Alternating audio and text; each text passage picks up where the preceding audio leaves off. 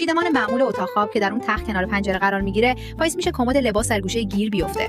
قرار گرفتن در گوشه باز شدن در کمد رو دشوار میکنه. مسیر رفت و آمد تنگ میشه و جایی برای میز مطالعه باقی نمیمونه. بعد میتونه اینجا بخوابید و کار دیگری انجام نده. در عوض میتوان به توصیه من عمل کنید و این روش رو امتحان کرد. یک طراحی ساده و مدرن برای سقف فضا رو تمیز و دلباز نشون میده و کولر به صورت مخفی در سقف جایگذاری میشه. در امتداد این دیوار یک میز بزرگ سفارشی ساخته میشه که با 2 کشو برای نگهداری آسان وسایل همراهه. در بالا یک کابینه قرار دادن کتاب‌ها و لوازم مطالعه تعبیه شده که درهای آن بسته میشوند تا ظاهر مرتب‌تری ایجاد شود.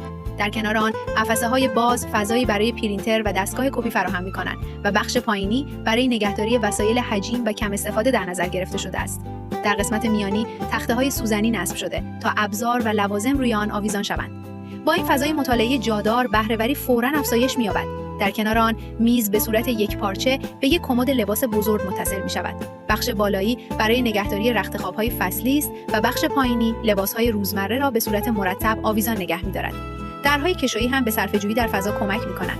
برای تخت یک چارچوب مقاوم شیاردار در کنار دیوار قرار می‌گیرد. یک تکیه‌گاه با پد پارچه‌ای استراحت را دلپذیرتر می‌کند و یک تشک آن را کامل می‌کند. زیر تخت چندین کشوی بزرگ تعبیه شده است.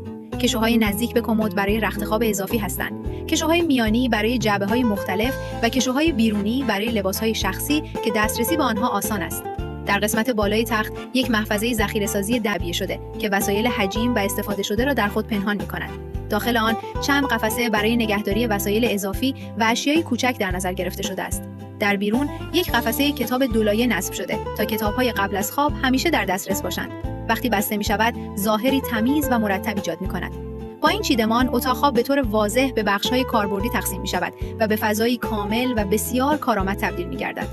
امیدوارم که از ویدیو لذت برده باشی و با یه لایک و فالو منم خوشحال کنی.